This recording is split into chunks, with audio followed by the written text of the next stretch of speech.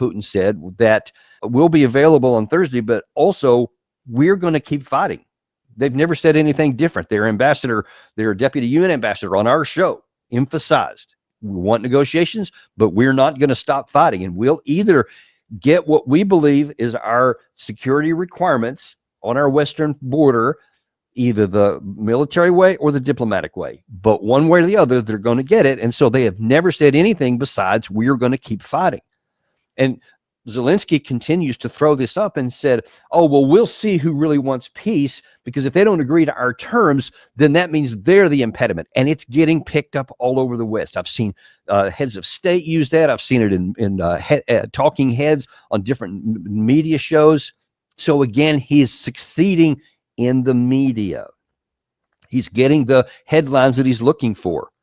But these people who are promoting this are, for various reasons, either self-blind or just blind, and they don't even know what they're doing. They're not looking at the balance of power. They're not looking at the continuing movement west of the line of contact. They're not looking at the continuing skyrocketing of the casualty numbers on the Ukraine side, and they don't realize that you can grab the headlines, but that's not stopping the Russian army on the ground.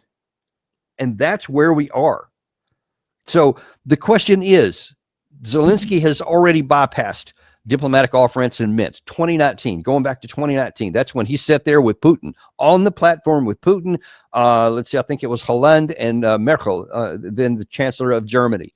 Kind of a famous picture you may have seen. He had a chance to accomplish the Minsk agreements that he was elected to. Zelensky was in 2019. And for a number of reasons I don't want to go into, bottom line is he didn't matter what they were. So he got rid of that one. Then the December 2021, he had another chance to, not as good as the Minsk agreements, but still would eventually have resulted in the Russian troops withdrawing. Then Istanbul, 2022. Then after the disastrous failed offensives in 2023, when it was very clear that there would never be a path to unseat and push Russia out, the only rational course of action that would save your country and preserve freedom and independence for what's remained would have been to have a negotiated settlement. Then he bypassed that one as well. Then, of course, the summer, June 2024, Putin's one of his last offers, the most recent one prior to this one, he bypassed that one. And now here we are again. And I keep saying that this season right here, in my view, is most likely the last diplomatic opportunity they're going to get.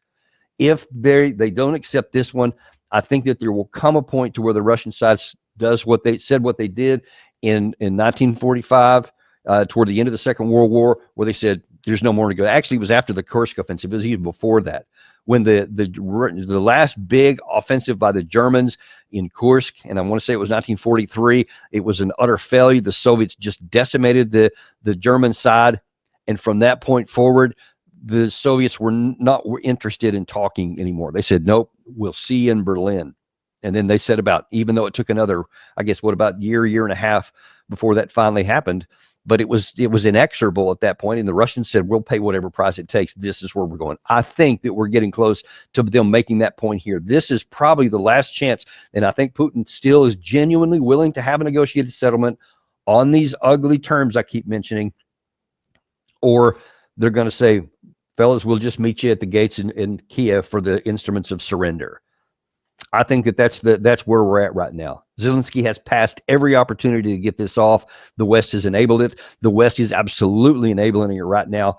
And those gentlemen, Tusk of Poland, Merz of Germany, Macron of France, and Starmer of UK, history will condemn them for what they're doing. When all the emotion is gone and they no longer have the reins of power, historians will look back and say, what in the world were these guys thinking? I mean, how cruel to continue to encourage this guy to keep going and to enable him and to equip him. It's similar to saying, here's this drugged out junkie on the side of the road, and instead of giving him shock therapy and trying to help him overcome his addiction, you give him more drugs, and you say, yeah, here's some more stuff to shoot up into your veins or something. That's the equivalent. That's the most cruel thing you could do. And that's what they're doing right now. And I think that it's going to have that kind of reaction here. There's always the possibility that some unexpected thing comes out of somewhere, but I sure don't see it on the horizon anywhere, folks. The only thing that we can see, the only trends that matter here, where there is capacity and resources and political will for it, is on the Russian side. They've got everything they need to make that same decision that they did in the Second World War, to where they just said, no more diplomacy. We'll just meet you in Kyiv. We'll see if there's going to be that moment come pretty soon. But this is going to be a busy week, I think, because number one, the European Union is saying, if Putin doesn't agree to this ceasefire that they demanded by midnight tonight, as of just before we came on the air, they're saying all these new sanctions are going to go into effect. I'm sure Russia doesn't want them, but they're like, we've played this before. It's never worked, and it won't work now either. We'll find ways to bypass this and mitigate the issues, and we'll move on. And none of those things will have any impact on the war on the ground. We've already seen them play out. And then, of course, we'll see what happens by Thursday. If anybody from Ukraine doesn't go to Istanbul, if the Russians do, Erdogan says he's happy to do it. You see Trump says, yeah, I think y'all should take advantage of this. Will Trump eventually walk away? If that doesn't happen by Thursday, will he just, I don't know, go back and switch back again over to the European side? I don't know. We can't tell, because he kind of goes back and forth depending on what day it is. So it's unclear. And I don't see any evidence that anybody in the West, any of those four leaders especially, is going to wake up and say, well, we recognize the error of our ways. I think that they'll just keep going to the absolute bitter end. And look, you got to say it. It ain't their troops that are dying. It's not their countrymen that are paying the blood price. So they don't really have any reason to stop doing what they've been doing for, now well into the fourth year of this war. So I imagine they'll keep going. And I think the Russians will keep going. And the predictable end, that more Ukrainians will die for no reason, more territory will be lost, more cities will be destroyed, until at some point either the army breaks, or Russians, even if it took another year plus of war, get all the way up to the gates of Kyiv and up to the Dnieper River.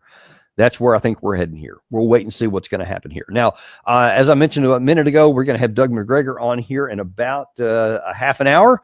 And he's going to give his view on what is the play here. What are these people actually trying to do? Whether it's good or bad, we're going to try to shine a little light here to try to at least understand what the intent is and what the expectations of all these are. Don't want to miss that. Doug's always got a great viewpoints on this. We'll see you in about 30 minutes on Daniel Davis Deep Dive.